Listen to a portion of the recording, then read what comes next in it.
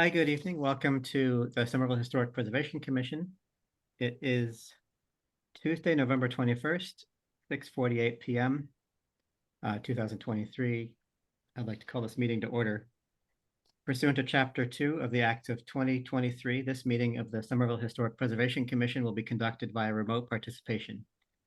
A recording of these proceedings can be accessed at any time using the registration link at the top of this agenda.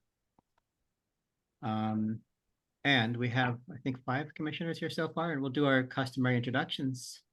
Starting left to right on my screen would be Mr. Falvey. Hi there, I'm Ryan Falvey, a resident of Ward 2. Vice Chair Kelly. Hi, I'm Robin Kelly. I'm the Realtor representative on the commission and also a historic homeowner in Union Square. Ms. Price. Hi, my name is Denise Price, and I live in a historic building in a local historic district. Mr. Coughlin. Hi, my name is Dan Coughlin. I live in Ward 3 in a historic district. And I see DJ, Mr. Chagnon. I'm DJ Shagnon. I'm the landscape architect on the commission and a resident of Ward 5. And I am Eric Parks, the chair, resident of Ward 3 and architect, historic homeowner. And we have a member of staff here, Ms. Chekowicz. Hi, I'm Wendy Chekowicz, a preservation planner for the Planning, Preservation, and Zoning Division. Cool. Well, also, just so you know, we have several planners who will be representing projects that will be heard, or not representing, but here to usher through a few projects. And so on the agenda tonight, we have 4 demolition-related projects and 1 alteration. And we will hear the alteration case first, which is HP 23-000054. Address is 141 Central Street. Applicant is David Bischoff. Owner is the same as the applicant. The applicant seeks a certificate of appropriateness to replace wood windows. Is the applicant here tonight? Yes, he is. David, you have been allowed to talk. You have been unmuted.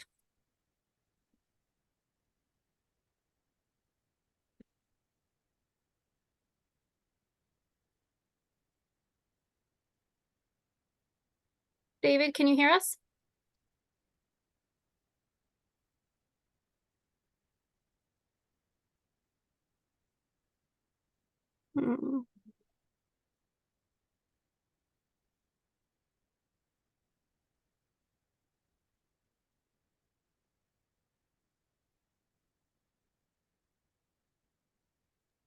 Okay, his audio is connecting. Give it 1 second, please. David, can you hear us now? You are still muted on your end, David. You'll have to unmute yourself to be able to speak.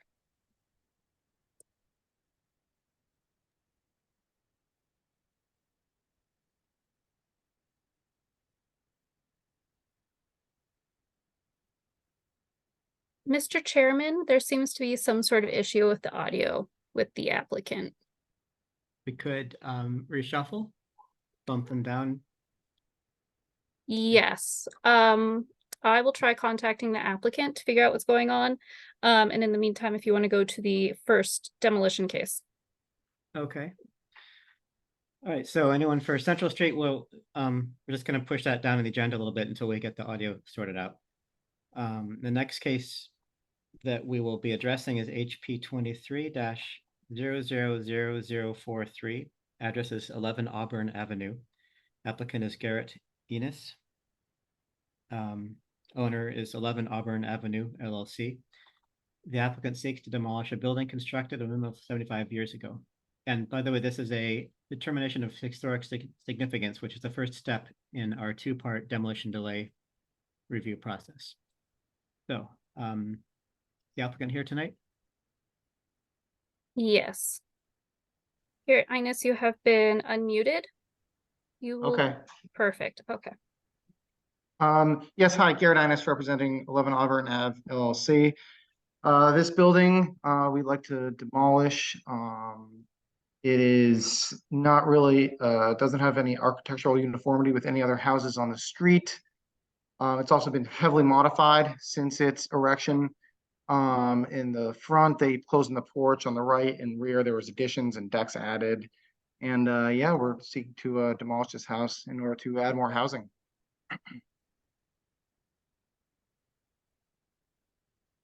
Okay. Before we move to public comment, is that anybody else from your colleagues who want to speak, or should we move to public comment? Okay. Take that as a no. So any members of the public who want to speak, please indicate and staff will take it and connect you.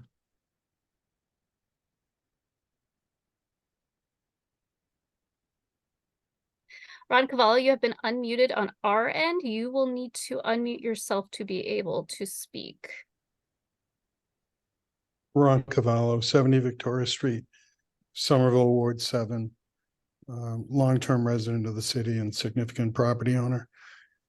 I consider this property to be generic and of little value historically or architecturally to the city. And I remain very concerned about the fiscal state of the city of Somerville, given the extraordinary expenses that the city is facing. And I fully support the demolition of this structure.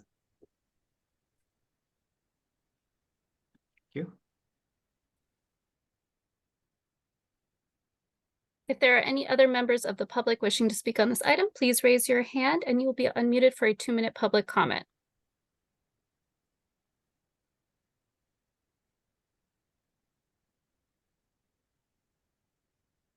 All right, Mr. Chairman, I do not see any members of the public wishing to speak on this item. I'm going to also promote Garrett Innes to the panelist, so he will have more ability to speak when he needs to talk on his item.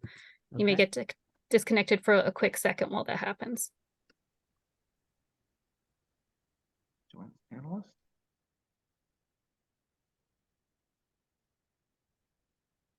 Okay. All right, I'll close the public comment portion of this case, this hearing, and throw this to the commission. What do you all think of this?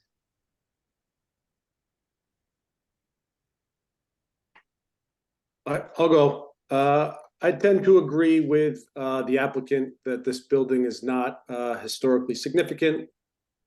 As you see in the staff report, it has gone through many, many alterations. So it does not really hold the initial integrity or massing of the building. It is much different than the original building. And then in terms of historical association, it is not, from what I've read, associated with any historic persons or events. So as of now, I am leaning towards not significant. Thank you, Dan.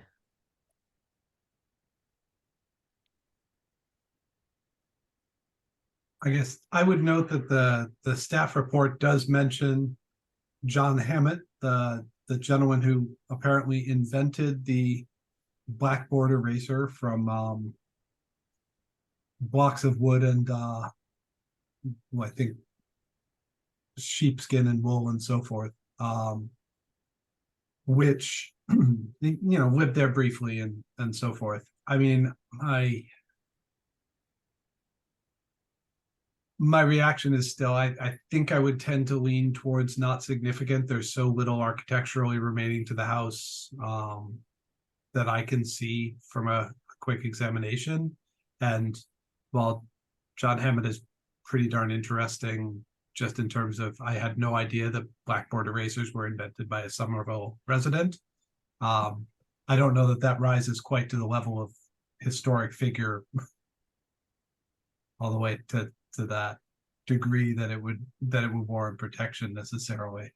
It's not like that was his shop where he invented it or anything of the sort, but just thought it was worth mentioning. Thank you, DJ. I will share that I think the property with its modifications that it's seen, particularly with the 2-story front porch and the sort of side additions and things, the massing just feels quite different from the other 2.5-story gable front houses along the street that we can imagine originally created this very nice grouping of, 9 or maybe 10 of these houses together. But this one now doesn't quite fit with some of the others that have retained that front bay and the gable roof with the Italianate returns and all of that. I do think that the history was wonderful, and so appreciate very much planner Carrie's work on that. And it was interesting to see the progression of families that occupied the property that really represents the storyline of immigration in our area, where, there were a lot of English and German names, and then we get some Irish, and then Italian, and then Portuguese, and then it sort of flows back in and it's everybody. And so I thought that was very interesting, but altogether, I don't know that this property rises to the level of being historic. Robin?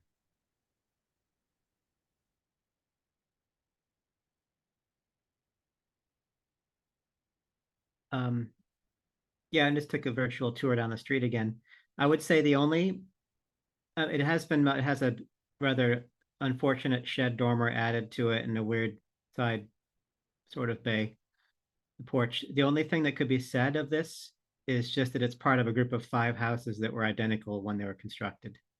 And they're street facing gable, which is what 95% of gable houses in Somerville do. So I don't know if that in itself matters, but I would agree that there's not a cohesive enough feel to them with all the modifications that's happened, and these don't go far enough back to me. If they were like worker houses from the mid 19th century or earlier, which are more scarce, I would probably be a bit more discriminating about their value there, but I could go along with these not being significant for this one.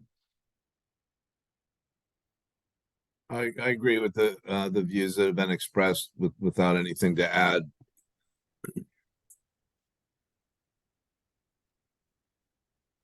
I would also agree with what everybody has said, and would also like to highlight that it is interesting to find out the history of people that have lived in Somerville. And I wanted to thank staff again for sharing the information about the blackboard eraser.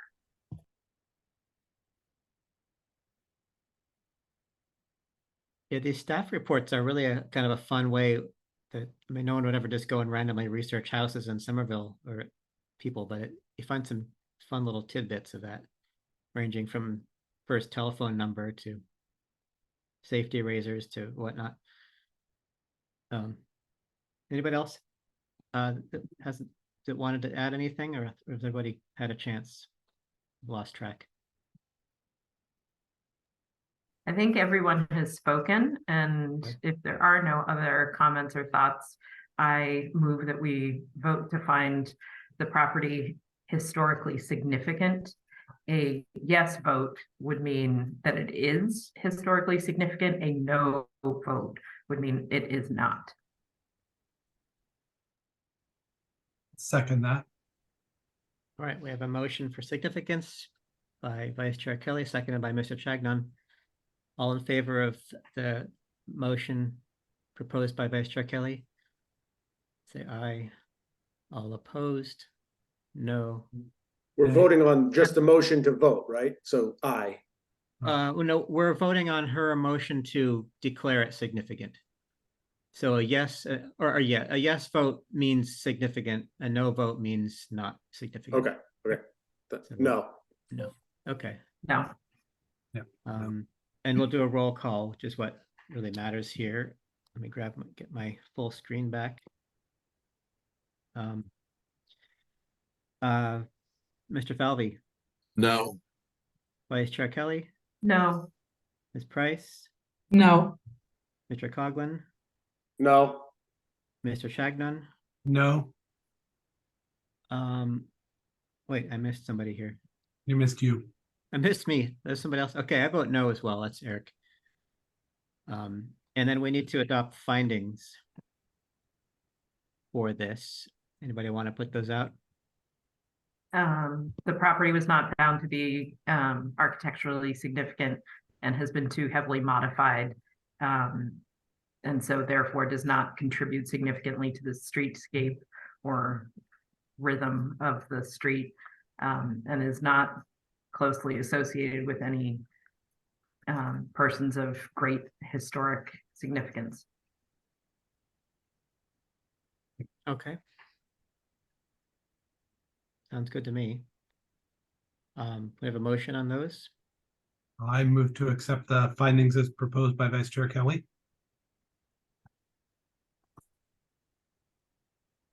Anybody want to second that? I second. Okay.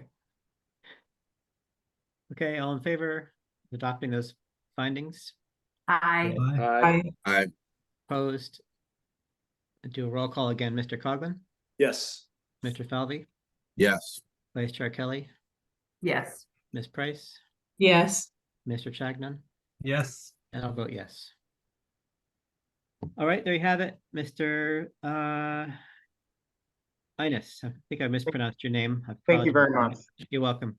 Good luck with your project. Thank you. Have a happy Thanksgiving to you all. Thank you. well, Okay, before proceeding to the next one on the agenda, is the applicant for Central Street with us yet?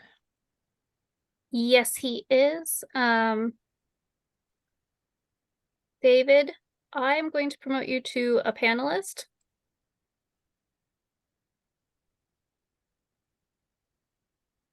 There we go. David, is your sound working now? I think so. Can you hear me? Perfect, yes. Yes. Hi, sorry about that. Technical difficulties. My name is David Bischoff. I live at 141 Central Street in VZ Row, and I'm seeking approval to replace 8 existing windows on the front and rear elevation with windows that are the same make, model, and color of windows that have previously been approved by the Historic Commission and replaced in my neighbor's units in 139 and 143, and I believe 145 as well. Okay, and those according to the staff report, are what, Marvin? They're Pella Architect traditional. They're 2x2 double hung sash windows, applied grids and dark spacer between the glass and a matte baked finish. Won't present a warped or mirrored reflection, will not be tinted, and will contain the existing screens will be replaced with accompanying Pella half height screens, and storm windows will be removed. Okay. All right, thank you. Unless there's somebody else in your who wants to speak, we'll move to the public comment. Any members of the public who want to speak about this case, please raise your hand and staff will unmute you. Any members of the public wishing to speak, please raise your hand for a 2-minute public comment period.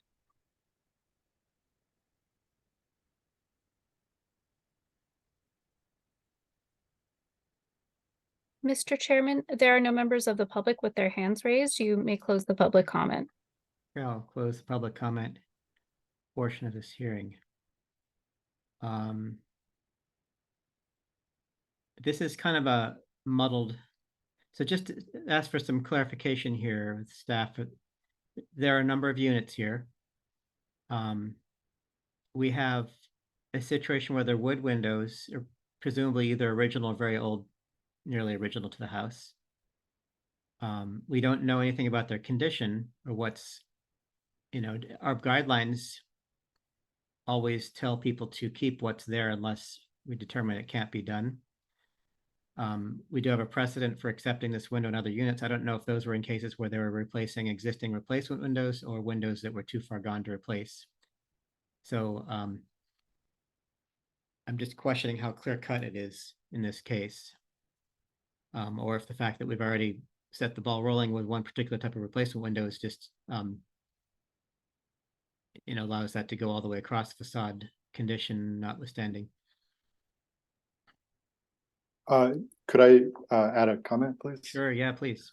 There are the condition of the current windows are the house is settled somewhat, so I'm not able to fully close the windows in the majority of them. There's pretty significant gaps in the top, and I can't lock them as well. And also a number of the panes have cracked, and there is some rotting of the wood as well. And I believe that the second floor bathroom window, it doesn't look like it's I'm not sure if any of them are original, but it looks to be newer than the rest. Okay. But also is in pretty bad condition and pretty rotted. So typically, just generically, if this were a house in a historic district all by itself, before we would allow replacement of original wood windows, because of the general lack of knowledge about how to deal with them, we usually want somebody with a qualified eye who does window restoration or something to say they're too far gone, or you can fix them, but it's going to cost you twice the cost of a new window or something like that. Here, since we have this window elsewhere, it's sort of another factor that, and that ball's already started rolling. What does others on the commission feel like? I'm just kind of rambling on, but what do you all think about that? I agree. I think that we should be encouraging responsible replacement, responsible replication windows or replicant windows. And if his neighbors who are in this kind of existing row of houses have all done that, I think that makes a lot of sense, both from keeping it historically significant from the look, but also just, a new modern window. If the alternative is keep the windows as is, but leave a storm in front of it, a kind of a modern metal storm window, I think that from a historic standpoint, having a nice updated modern window, but in the historic fashion, makes a lot of sense. Thanks.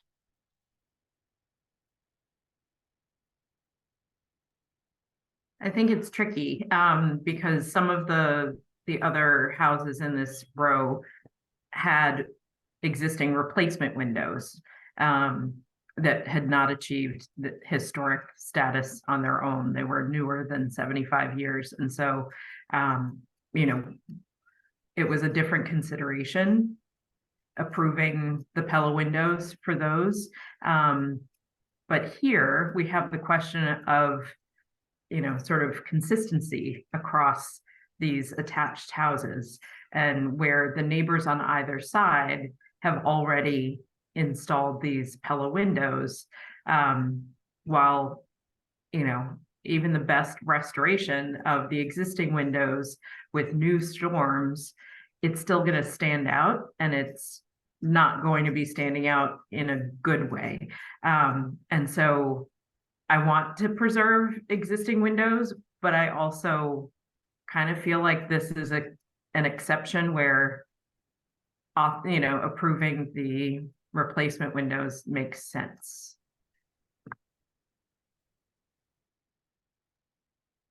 I feel sort of similarly. I feel like, it's, in theory, we could jump through all of the, process of asking the applicant to get them assessed by a qualified window restorer who looks at them and come to the conclusion about whether the rot really is too far gone and everything else. But then in the end, best case scenario, we end up with a restored original window that still doesn't quite match and loses the feeling of the room and so forth. But that it counterintuitively, that the overall aesthetic and the symmetry of the VZ row is going to be better served by replacing it, which, as Mr. Conklin brought up, has the benefit of being a more efficient window that is better in line with, it's gonna last longer, it's gonna perform better for the applicant, it's gonna, as a frequent commenter has noted in the past, we're trying to reach energy efficiency across our buildings, and windows are one of the more important ways of doing that. So I think it's, given the unique circumstances of where it falls in the row home block, I am less tied to the idea of trying to salvage the original windows as I would be otherwise. I do want to just jump in and say that I don't generally think that replacing windows is the best environmental or energy efficient process, because those windows with their good old hardwood, and having them properly restored, will last a very long time. And even the best quality newer windows really only have a lifespan of, maybe 30 years, maybe a little bit For sure. longer, but then they end up in the landfill. And so if we're not putting things in the landfill, if we're restoring the good old dense wood windows, and putting proper storms and everything's, insulated well and all of that, the R value is pretty darn close. And you wouldn't be able to achieve, certainly not the fiscal savings from the energy efficiency gained by new windows. And so I just don't want to leave anyone with the impression that, the root of restoring historic windows and putting a good storm window on it is not energy efficient or environmentally friendly, because it is, because it's keeping things out of the landfill, and the R value is really close to what can be achieved with new windows, which won't have as long a lifespan and won't be able to be restored in the same way that these original windows can be. That said, I still think this is a very unusual circumstance where the existence of replacement windows in the neighboring buildings sort of changes the calculus for me. Well stated, and I appreciate the clarification and correction. It's the windows that are in my blurred background are 130 years old, and they just got, they're going strong. The windows that do really well, if you put modern aluminum triple glazed window, like the German style ones, those can achieve pretty high R values, but those are so far removed from anything in the historic look that you wouldn't entertain them in a spot like this, even as a replacement. I think we have other situations in Somerville where we have kind of deferred to the overall interest of consistency, where we don't want to have a hodgepodge. And it seems to me in this case that the majority of the windows on the front facade of this structure, which is really the primary one, have already been swapped out. So I think I would lean towards going along with that too. The Pella, these windows are good. They're the simulated divided lights. They have the dark spacers. For replacement, short of having a mill worker actually make them by hand, this is probably as good as options you're going to get. So, yeah, I would go along with it that way. Anybody else? If no one else has other thoughts, I move that we vote to approve the change of windows as out additions in the report. Okay, we have a motion by Vice Chair Kelly. Do we have a second? Clarification that's the conditions you're referring to are the ones regarding replacement windows specifically, because there was Correct. also a set of conditions about restoration in the report. Right, the conditions related to replacement, yes. I will second that then. Okay, all in favor of Vice Chair Kelly's motion? Aye. Aye. Opposed? Do the roll call. Mr. Coughlin, Yes. Mr. Falvey, Yes. Vice Chair Kelly, Yes. Ms. Price, Yes. Mr. Chagnon, Yes. and I'll vote yes as well. Okay, thank you. Thank you very much. Appreciate it. So now let's jump back to the demo cases. We've heard the first one. Next up is HP 23-000029. Address is 181 Pearl Street. The applicant is 181 Pearl Street LLC. The owner is the same as the applicant. And the scope is that the applicant seeks to demolish a building constructed a minimum of 75 years ago. Is the applicant here tonight? Yes, Pablo Picker, you are being promoted to a panelist.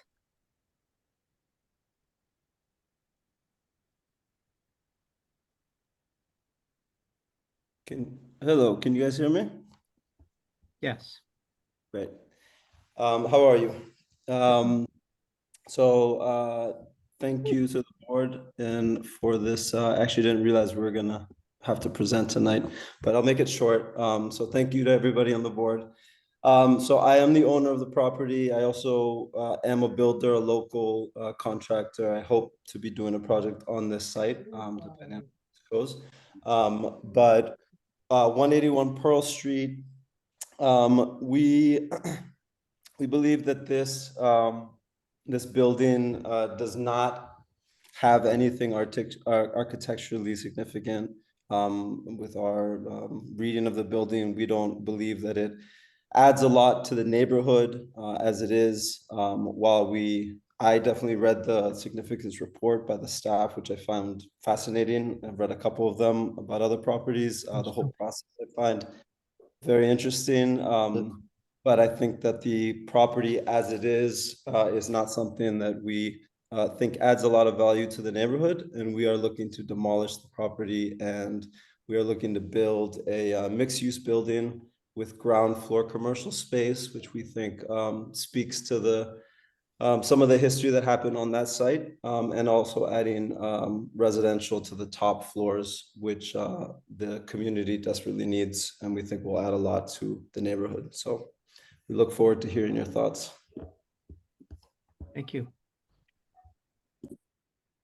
If that's everything from the applicant's team, then let's move to the public comment. Any members of the public want to speak? Please raise your hand and staff will unmute you. Ron Cavallo, you have been unmuted. You will need to unmute yourself to be able to speak. Ron Cavallo, 70 Victoria Street, Somerville, Mass. Long-term resident and significant property owner in the city of Somerville. I'm certainly familiar with the Mudville building, and I consider it to be insignificant and certainly unattractive and of no significance or value to the city, with the exception of it being a development site. I've made it crystal clear numerous times that I am pro-development, and I have also made it crystal clear that I am very concerned about the fiscal solvency of the city and the fact that the city's anticipating about $140 to $160 million worth of unanticipated expenses, which will have a significant impact on the tax rate of the city. I also consider the city to be significantly lesser than the surrounding cities, largely because of the city's anti-development policies. I fully support the development of this site. Thank you. Anybody else?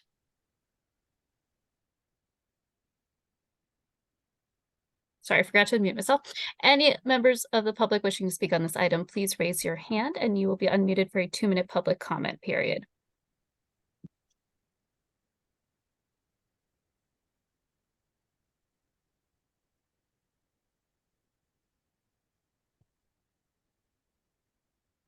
All right, Mr. Chairman, I do not see any other members of the public with their hands raised. You may close the public comment.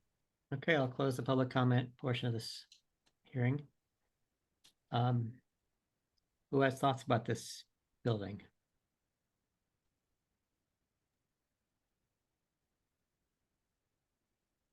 I would not be sad to see it go. I don't, it doesn't relate to any sort of period or architectural style or anything. So I feel no sadness about seeing this replaced. I agree. I agree with Vice Chair Kelly and the applicant that the site doesn't hold any historical architectural significance or associations. Yeah, I'd agree as well. It's a very nondescript commercial building. No particularly noteworthy history or anything, even at that. I mean, the most interesting thing in the staff report to me was the old Sanborn map from before McGrath Highway blew through the middle of the neighborhood. Kind of interesting to see how it all used to stitch together and what dates back.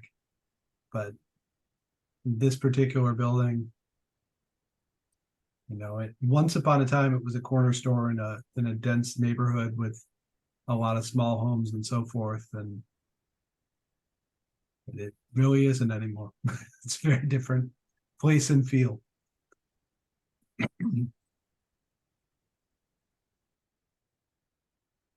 I would like to say that I very much enjoy the historic charm of old commercial buildings, especially the single level ones. However, this one has, I think, just been edited over the years, and it's lost any of its what might have been historic charm. And I do appreciate that they're actually going to put commercial on the main floor with residential above. Having a nice mixed use building on that site, I think, would be beneficial for the community.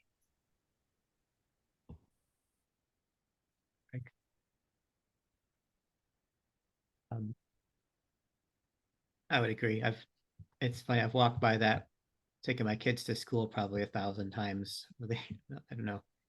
The only thing I'd miss about it is looking through the doors on a hot day and seeing the people working with clay in there, being glad I'm not standing in front of one of those kills. But and I am also, like Ms. Price, very these one-story old commercial buildings are very dear to me.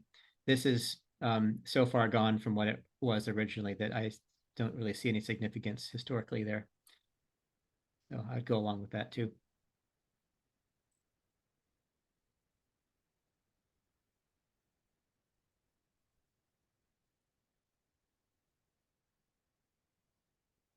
Unless anybody else wants to add anything, I think we'd probably go ahead with a motion. Given that, I would move that we find the property at 181 Pearl significant. A yes vote would find the property significant, and no vote would mean that it's not. I second that. Thank you. Motion by Mr. Chagnon, seconded by Ms. Kelly. All in favor? Aye. No, Aye. Well, no, Hang on, no, correction. we'll do a roll call. I Thank you. think the roll call is what really matters. But let me get my screen back so I don't lose myself the way I did last time. Mr. Cogman? no, Mr. not Falvey? significant. Okay. Mr. Falvey?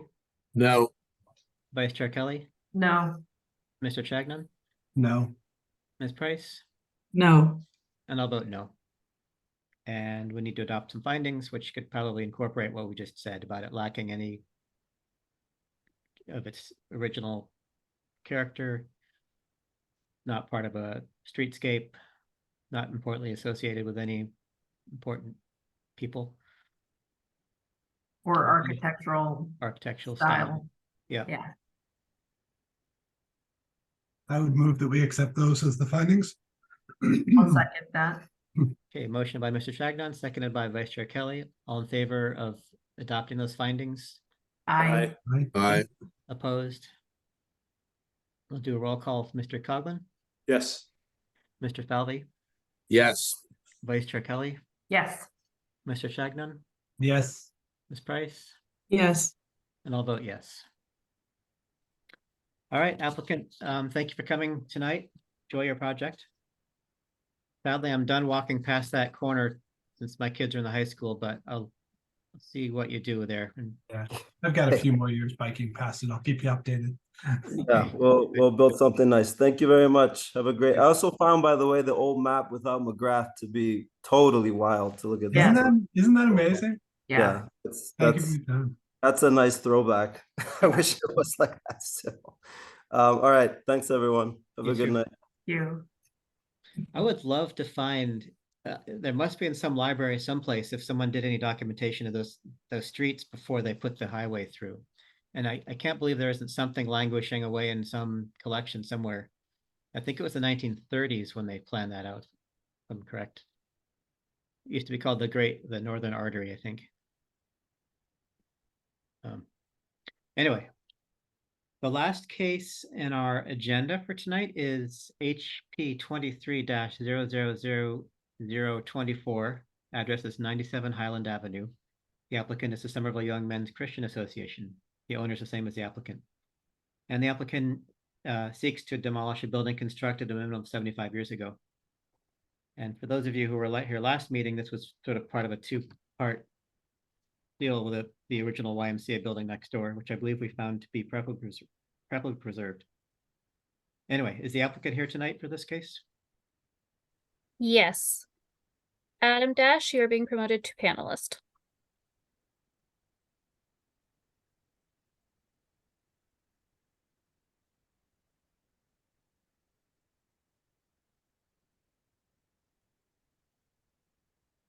Good evening. Nice to see you all again. Nice to be seen.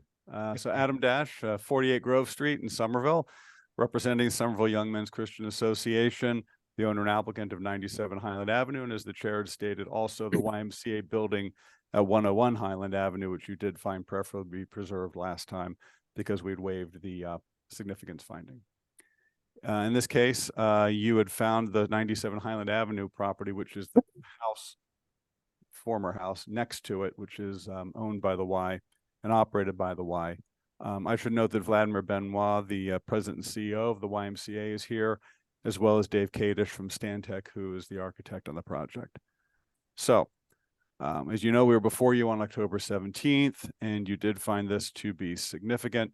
I know several commissioners did mention that while they were willing to find it significant, they weren't so sure about this step, so we will see where we go.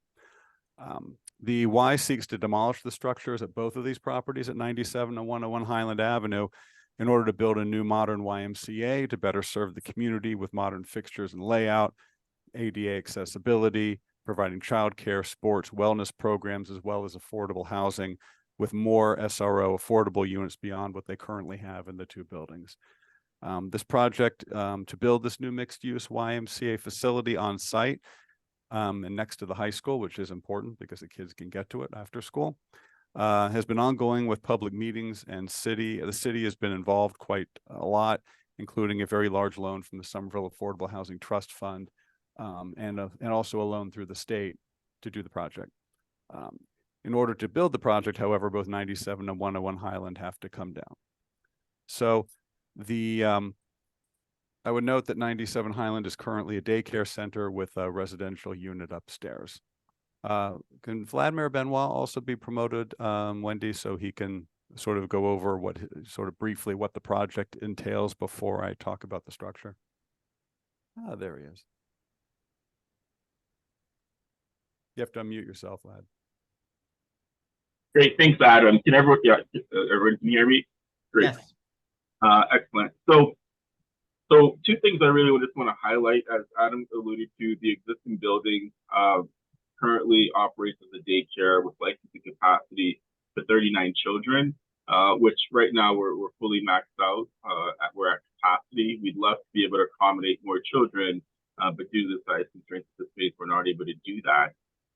And as Adam also mentioned, really the long-term plans for this building is it currently sits on a site that's part of the Y's redevelopment project. And our project, we think, is going to be it's really a once-a-generational project. We think it's going to be very transformational to really serve as a community hub for the city.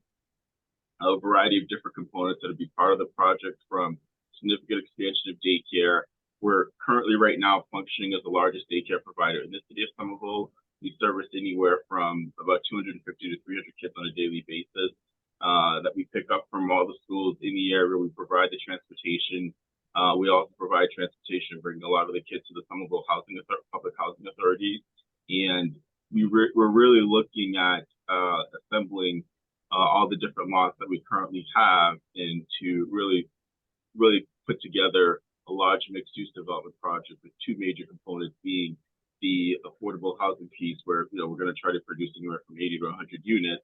And then there's also the construction of a new YMCA facility. And with WISE, again, there were huge childcare components that we're going to be able to provide a lot more services from early learning, school age, just a variety of different age groups in other programs that the expansion will put us in a position to do, not to mention the health and wellness component and also community engagement aspect from workforce training, workforce development, and there's also going to be a retail component tied to our project as well. So there's really just a lot of different components that we're looking to bring to this site and really serve as a community hub to really take advantage of what's happening in this corridor with access to the $300 million high school.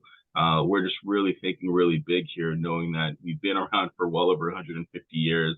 We've kept our independence as a YMCA. We're not affiliated with any other WISE. And we think, this is a project that's really going to allow us to stay viable for the next 150 years. Thank you. Thanks, Vlad. No one can say Thank you. that better than you. To drill down on the building a little bit, I do want to go back to the staff report and the alterations over time to the structure that are listed regarding replacing the siding, the windows and the doors, and closing the closure of the sunburst window in the right elevation, having removed or lost the eave detailing on the right elevation, the enclosure of the front and rear porches, the shed dormer additions in the front and right elevations, the rear porch addition, and the addition on the enclosed side porch on the right elevation. I would note the property has been put in the mid-rise 5-story zone under the new zoning, and along with other parts of Highland Avenue, really, which would spur redevelopment along the entire corridor. The whole context of this property has changed with the new high school complex next door and the other projects proposed or under construction on Highland Avenue, including the one next door that we're doing at 101. This is which is part of this same project. This change context would continue obviously with the new YMCA facility. We just note that there's nothing remarkable about the architecture of this structure. It's not associated with important historical events or persons.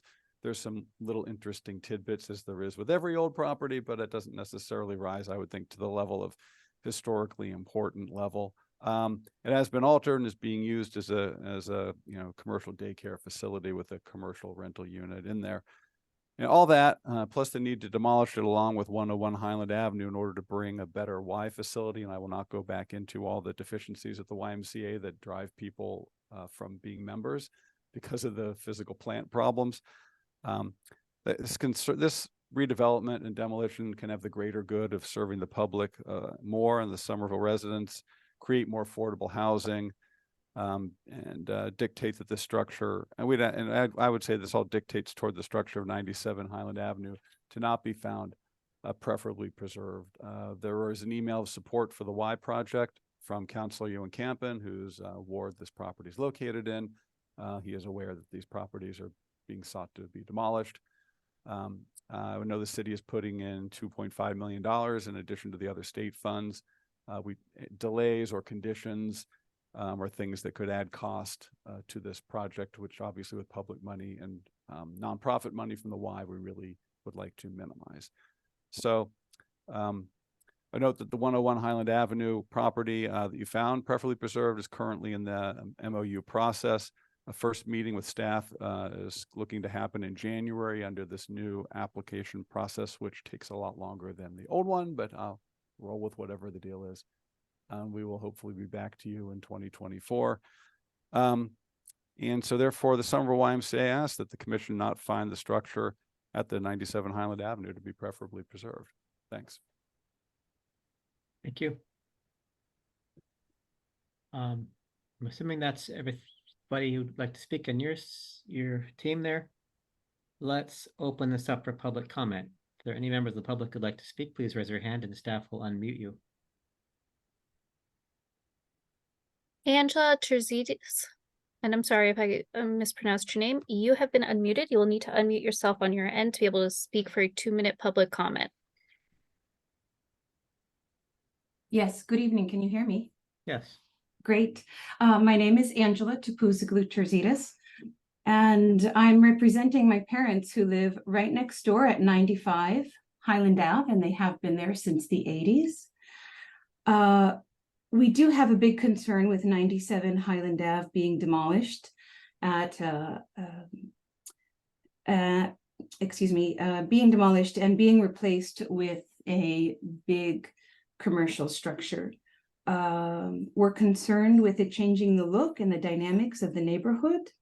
And this is why I just wanted to have their voice being heard and to let you know that we are opposed to it.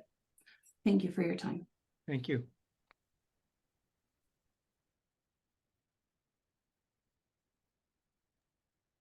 Ron Cavallo, you are being unmuted. You'll need to unmute yourself on your end to be able to speak. Ron Cavallo, 70 Victoria Street, Somerville, Ward 7. I do believe that the demolition of this property leads to the greater good for the city of Somerville. I do acknowledge what the previous person just said in terms of the impact of the abutter. And I realize that the scale will change, but the city desperately needs a facility like this. The city needs a lot of things. The city is substandard, as I said previously, to every adjacent city. It's certainly substandard in terms of the Y facility.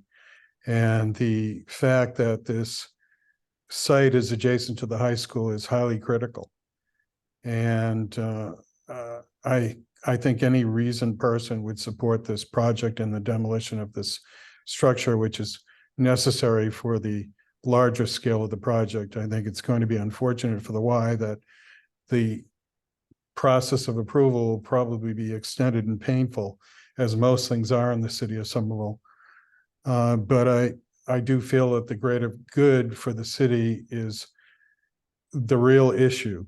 And it is my hope that the architectural team, which is an excellent architectural team, will not be limited by what I would think to be unreasonable efforts to retain portions of the existing Y building, which I consider to be generic and similar to hundreds of Y buildings all around the country. So I support the greater project and I support the demolition of this structure.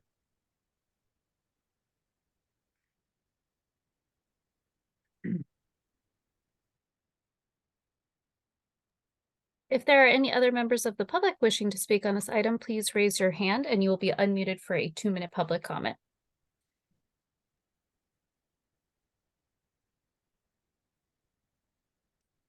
Just a last call for public comment on 97 Highland Ave. All right, Mr. Chairman, I do not see any other hands raised. You may go ahead and close the public comment. All right, I'll do that. I'll close the public comment portion of this hearing. And toss this out to our commission. Anybody have any initial thoughts on this?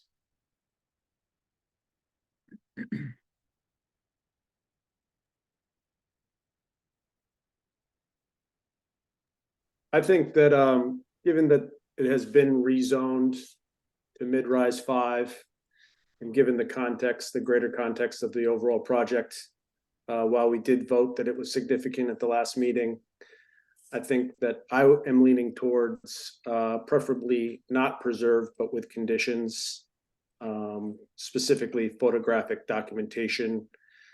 And I liked the idea of materials for salvage, and even an installation of historic or interpretive signage.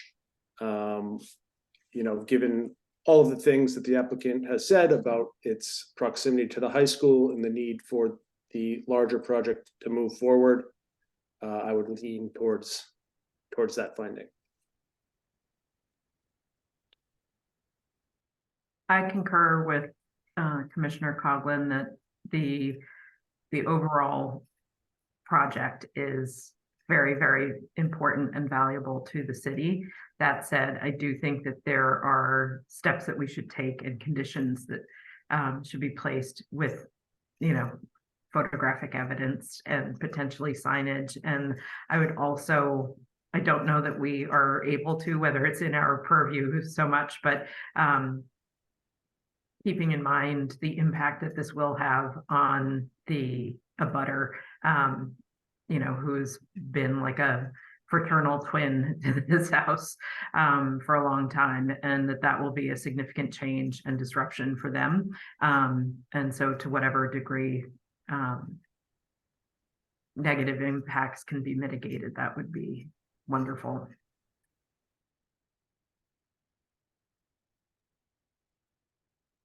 Yeah, I think I concur. I mean, it's a lovely old building, and in a vacuum for, you know, a less worthy project, I don't know where I would fall on it, but you know, I think that in my eyes, the reasons that the main YMCA building ended up preferably preserved were just that it's got so much more association, so much more history, so much more architectural character that's even more different and so forth, that there's clearly something there to work towards a memorandum of agreement on. I don't think anyone wants to see the project unduly delayed, even for salvaging that building. But I don't know. I think that, yeah, I think the conditions on this would be straightforward enough that rather than go through the MOA process, it makes more sense to simply go for preferably preserved with conditions, and not preferably preserved with conditions. Yeah. Yeah. All right, thanks, TJ.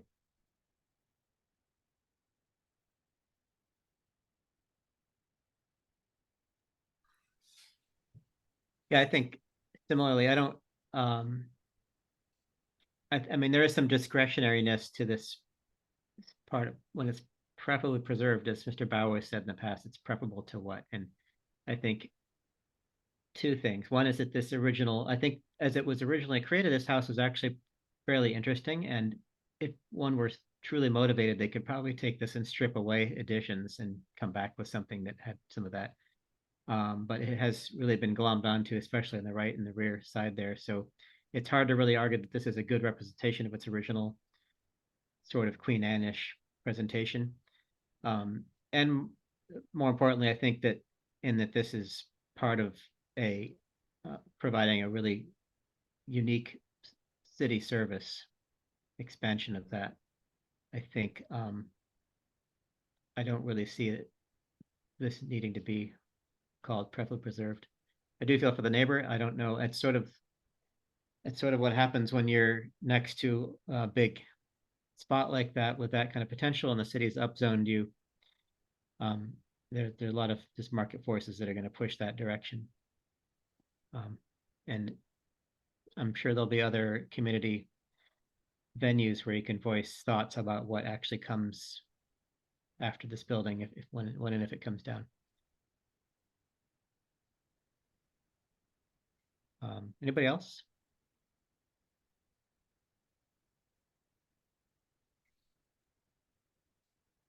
If no one else has thoughts to share, then I move that we vote to find the property not preferably preserved, but with conditions. I second that. Okay, we have a motion by Vice Chair Kelly, seconded by Mr. Coughlin, for not preferably preserved, but with conditions as. Do we need to specify the conditions I was just going to in the suggest that. motion? I think we probably, I think we have to, otherwise how would they be? I mean, we could adopt them. Are they in the staff report, the conditions that are recommended? Yes. So there are potential conditions recommended in the staff. Let's just review those here. Just scrolling through. Mr. Chairman, through you, if I may, some of the regular conditions added to not preferably preserved are things like photographic evidence, architectural drawings of what is currently there, signage, things like that. I do want to address Vice Chair Kelly's comments on, she was musing if it was possible to add a condition to the effect of mitigating any effects on the neighbor. That is not within any of the PPZ boards and commissions purview. Okay. Thank you. and I did just find the 4 conditions that you suggest. I don't actually know that interpretive signage for this particular building is necessary. I think it would probably be whatever the signage next door, since that's the bigger fish there. My only thought with signage was potentially talking about the era in which that was developed, in which, you know, a lot of we have a number of properties like the neighbor, like some of the houses heading down School Street, that were built at the same time and along Highland Ave. And so maybe there's something to be talked about of that period of development in Somerville. But I don't feel as strongly about that as just making sure that we've got photographic evidence and architectural drawings and stuff. Okay. Yeah, signage can't hurt.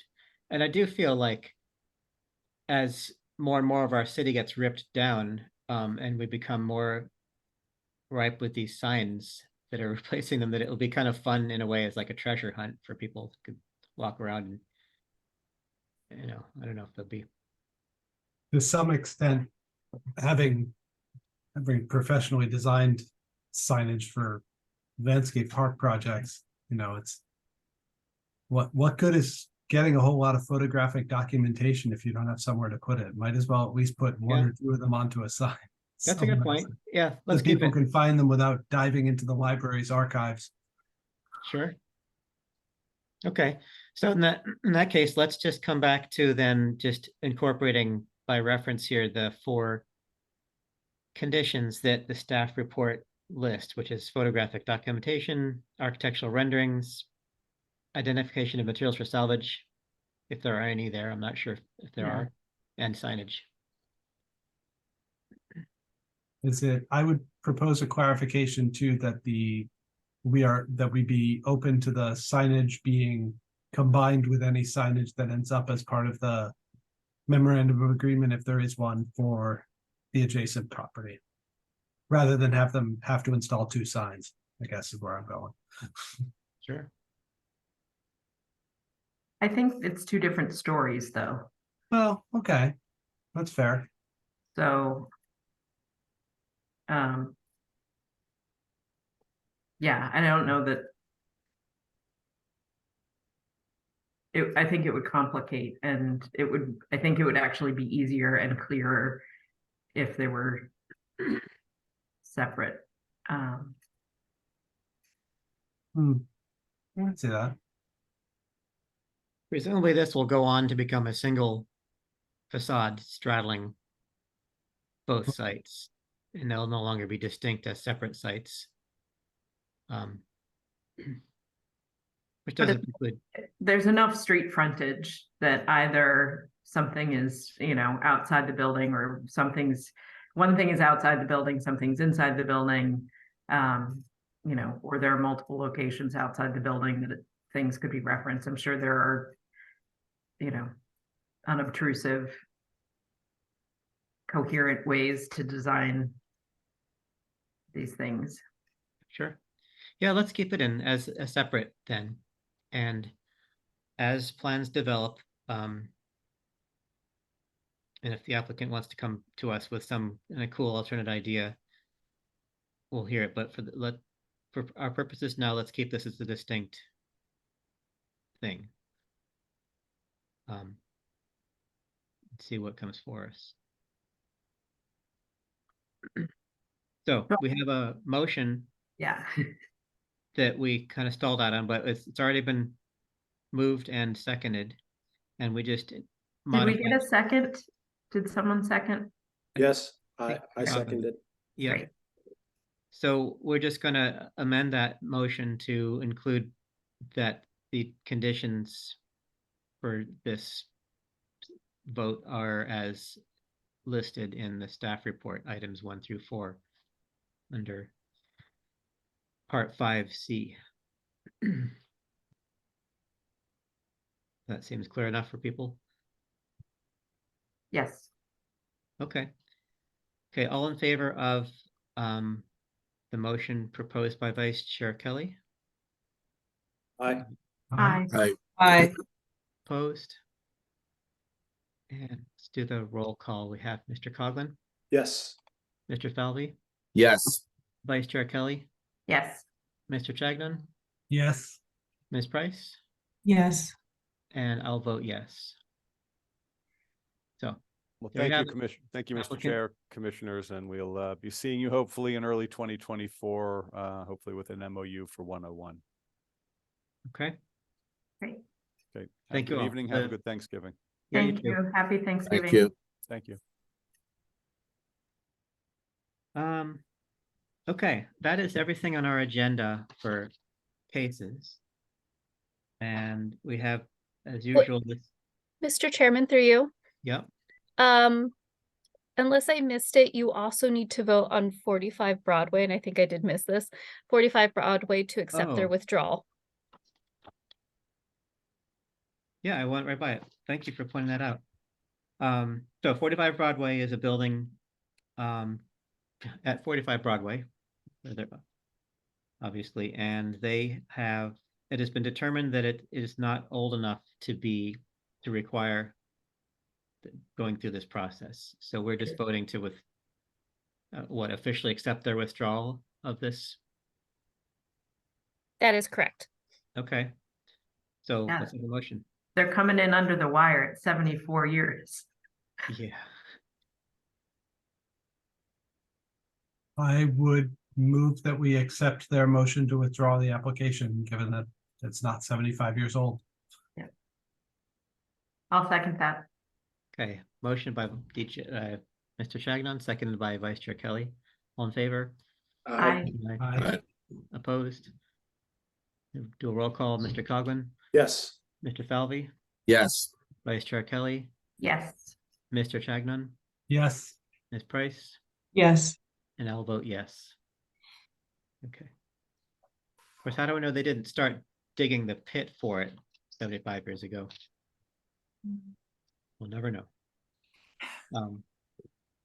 Okay, and that moves us to other business. We have a CPC update and minutes. The CPC update, as our designated person on the Community Preservation Commission, we are in the process of reviewing the applications for this funding round. And I think we had a meeting a week or two ago, I think a week ago. And it's going to be taken up at the next meeting as well. And in a nutshell, we have, I don't remember the numbers, but we have, do you all know what the CPC does? I feel like I could, okay, of our newer members, you're familiar with the way it works? Sort of. So I'll just pretend you don't. It's, we have a chunk of money comes every year funded by I think it's not a tax, but a surcharge or whatever on property transfers. And we get that. And then every year there's a chance for the state to kick in some to kind of thank us for doing that. This year, I think the state was pretty stingy, so there wasn't much coming that way. So we have X amount of money. It gets spent on open space, historic preservation, or affordable housing. And we have a predetermined formula as to how much of the money goes to each of those categories. Currently, the affordable housing gets, I think, 50%. Open space, I think, is might be wrong in this 20%, and we get 15%. And then there's a undesignated pot that can get pushed one way or another. One of the things that happens is that, well, and so the amount that goes to affordable housing is allocated to the I'm blanking on the name of the local committee, the affordable housing group that kind of handles all that locally. For some reason, I'm blanking on the name. And then we decide which of the other projects to fund within the committee. We had requests for an amount of money that is not too much more than we have available, and we have a stock kind of a kitty from previous years, like a surplus. So we're going to be talking about whether or not to dig into that to fully fund all the applications. This is for 2023 or 2024? This is for 2024. And we had a few projects that were kind of simmering for a few years that came back to us needing more money because of costs have gone up this year. Such as the park down in the the Hanson Park down on what is that, Medford Street? And Art Farm has come back needing some more money and things like that that needed some more funding off cycle. So that kind of cut into what we had available for the on cycle stuff. And I think the projects there was for the historic preservation, at least, there's a funding a study for the church up on Broadway at Sycamore there where those come together. There's they're looking for some money to fund a facility, a study to see what they should do for preservation of their structure. It's always a good first step. The Summerlin Museum was looking for some money to restore some of their things. And I'm blanking on some of the others were in there.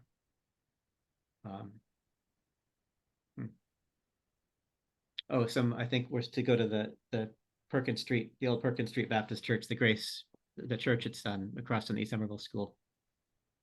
So anyway, we are going to be hashing out. If anybody wants to tag along, you can join the meeting next in December. But that's what we're up to. Any questions about that? Okay. And then we have minutes. Have you all had a chance to read these, or do you want a moment? This is the October 3rd meeting minutes. It looked fine to me. I didn't have any corrections or questions. Yeah, I didn't either when I read them. Didn't spot anything. Well, if anybody needs a moment, take it. Otherwise, we can go right ahead and vote on them.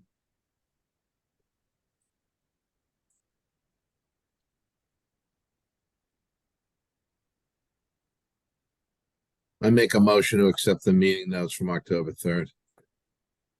Mr. Falvey with the motion. Seconded by Mr. Shagnon. Mm-hmm. And all in favor? Aye. Aye. Opposed? Roll call, Mr. Coughlin, Yes. Mr. Falvey, Yes. Vice Chair Kelly, Yes. Mr. Shagnon, Yes. Ms. Price, Yes. and I vote yes. And that concludes the agenda items on our meeting. Anything else we should be talking about, staff? Wendy? I don't have anything else that I think needs to be discussed right now. Oh, there is one thing I just want to bring to your attention, which is the first meeting in January is January 2nd. So if anyone can let me know, if for any reason they'll be on vacation, any reasons you're not going to be able to attend to that meeting. I know it's the day after New Year's. Just let me know as soon as possible. Does anybody know right now that they're not going to be around for that?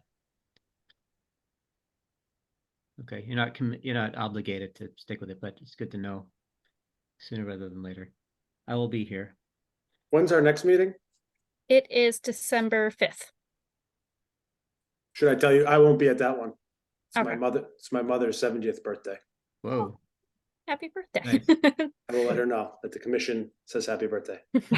I'll make a motion.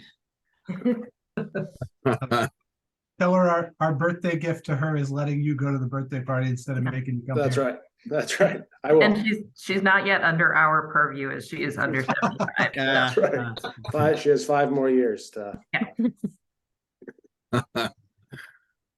Nice.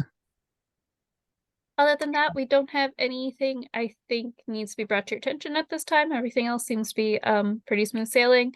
I believe sometime in December, you will see the 2024 calendar for your review. And when you look at the 2024 calendar for your review, just make sure you're looking at all the dates and any proximity to any holidays. So if you have any issues and you're thinking, oh, that's January 2nd and you wanted to go on vacation, but this year you were unable to because there was for any reason, just think about it now and let us know ahead of time. for a brief moment when you said that, I thought we were talking about the calendar that we used to do as I think someone in the city, this is way back, we put together a historic, like a calendar with pictures of some of our properties. Oh, That would be a Brandon question to see if she remembers that. I think that was something we did. But we'll be ready to talk about our calendar. perfect. Other than that, I hope everyone has a wonderful Thanksgiving. You too? Thank you, you as well. Thank you. You're welcome. We need a motion to adjourn then. So moved. Second that. Okay, motion to adjourn by Vice Chair Kelly, seconded by Mr. Falvey. All in favor of adjourning? Bye. Aye. Any opposed? Mr. Coughlin, Yes. Mr. Falvey, Yes. Vice Chair Kelly, Yes. Mr. Chagnon, Yes. Ms. Price, Yes. and I'll vote yes. See you all. Happy Thanksgiving. Everyone. Happy Thanksgiving. Everybody. Everybody.